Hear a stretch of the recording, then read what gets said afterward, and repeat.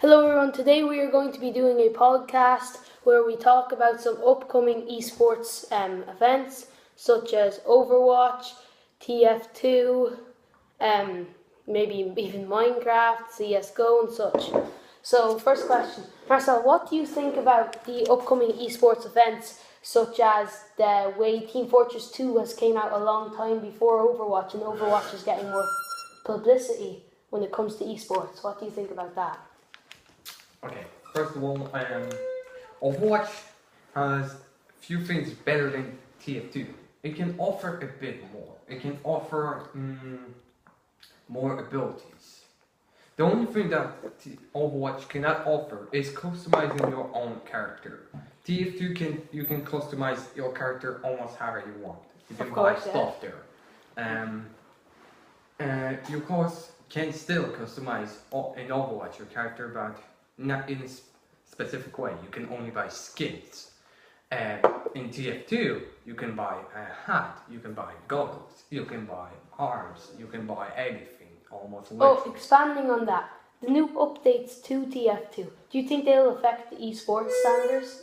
I don't. Such as the drink for the scout and such. Then maybe crits from the healer for the crits and stuff. For example, when a tank is... Because it was many times ago, and probably that was already out a long time ago, so I don't think that's going to change the esports for TF2. And what do you think about esports for TF2? Do you think it's a good idea? Do you think it's a bad idea? Because some people say it's very bad, some of the commentators aren't the best, and they feel like they're more into CSGO or Overwatch stuff. Well, it's... okay, you have to put a lot of money, first of all, to make an esports for any game, basically any game, and especially for World Cups, because this basically is for all the countries. And you will be paying for people to be flew there. And not just that, because you have to pay a lot of money to people who actually work there as well. But they're also gaining money from the people that actually come out to the events and watch, and people who subscribe on sources such as Twitch while they're live streaming the events. Because basically, okay, you have to put a lot of money to esports, but you're never gonna get as more money back than you get from it. Okay, first of all, for example, Overwatch. Not a lot of people watch Overwatch esports because the reasons, I don't know, they more like you don't want to watch them. They don't want to watch esports, they want to play themselves. For example, some people say they wouldn't want to watch Overwatch because of the length of the rounds. And for example, in a CSGO game, the rounds are actually very quick. And rounds could even last less than a minute in some cases. People like to watch fast-paced combat and fast deaths. They like to see easy kill, like a more human-like kill, other than Overwatch. They do want to see an awesome actions. For example, in Overwatch, they only see one player get the exact kill. Just at the beginning of the game. And who's that player? Nobody, because that never happened. And that's actually impossible, because who would do that at the beginning of the game? Without the ultimate. Like, you're not going to see many combo kills without the actual character having the Overwatch. Without the character having their ability, of course. Their ultimate, basically. Basically. Yeah.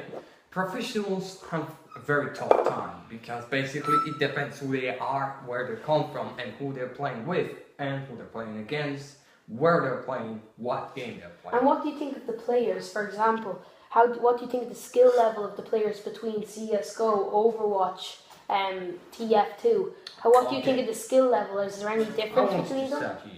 First of all, there's a few differences between CSGO and Overwatch. First of all, Overwatch has a different mechanic aim than CSGO. From a long range, you have to sometimes aim down. Speak a bit louder, please. A bit louder, just for that. When you aim down, when you have to aim to the enemy from a very far away in CSGO, you have to aim to the ground in order to actually show him, because bullets will go up from your gun. Of course, there's not such thing as in Overwatch. Basically, well, there is some characters who do have a shooting mechanic, such as Soldier 76. Yes, Soldier 76 has way different. professionals do not go automatically full auto.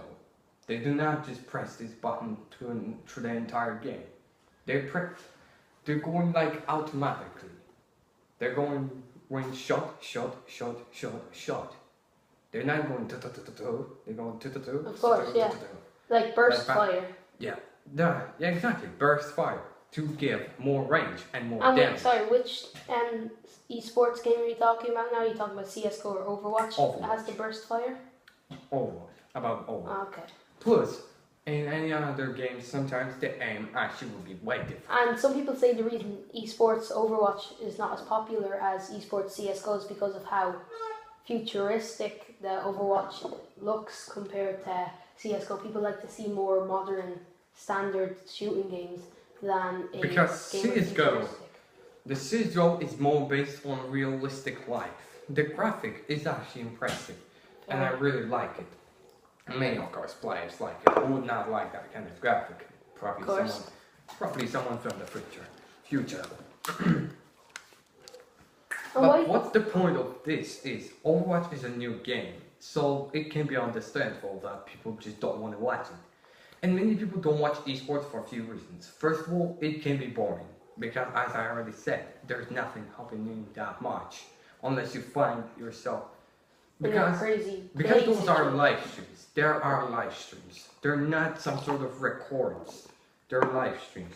So the live streams could get boring at some points, as in the commentators might not have nothing to commentate over. Not exactly. Commentators in Overwatch are very good, and same in other games. The problem is, it's boring to watch it.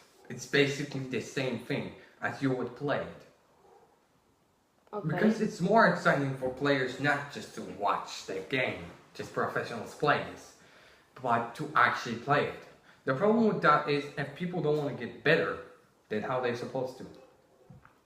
Because by watching them, professionals, they will know what they exactly do. Professionals are very actually tired of sometimes being like this. There might be frustrating moments.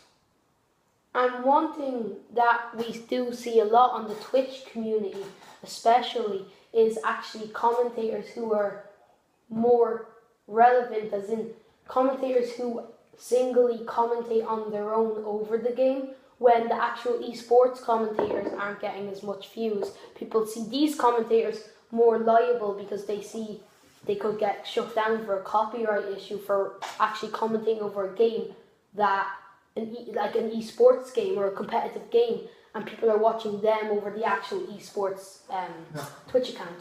How do you feel about this? Okay, the job of commentators is to comment. The job of commentators on esports is to commentate exactly what is happening in the game, except for you when you don't watch it. The problem with that is sometimes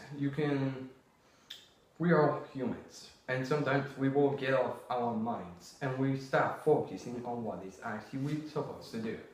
The problem with that is commentators always supposed to focus on what they say, but they don't sometimes. Of course, they might go off topic. But I'm not saying that commentators should never say something off what is not going on just in the game. Because there's many actually good commentators who are just saying some funny jokes. Of course. Commentators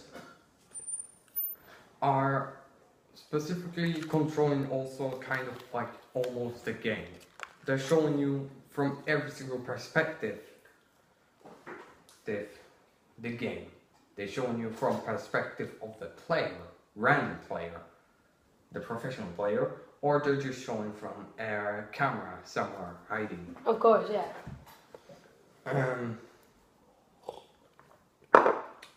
Another question? The last question we're going to have today is about Minecraft becoming an esports game. Now, people say the Badline server. Now, if you don't like Minecraft and you guys don't know Minecraft in general, there is a PvP based Minecraft area, and there's a lot of PvP base in Minecraft. And one thing we learned about that is that Minecraft in general does have a PvP area in it, and that esports are thinking of picking up on this area. What do you feel about this? Okay. When Minecraft is not really a class-based or game. First of all, in order to do esports, there must be at least a competitive mode in that game. If there is no game mode, then why would there be esports? I understand, yes. They already, I think, made it. Yeah, they have captured the wool, survival games, UHC, games that are actually gaining publicity from viewers that aren't actually liking the game Minecraft, who just enjoy the strategy-based era of the game.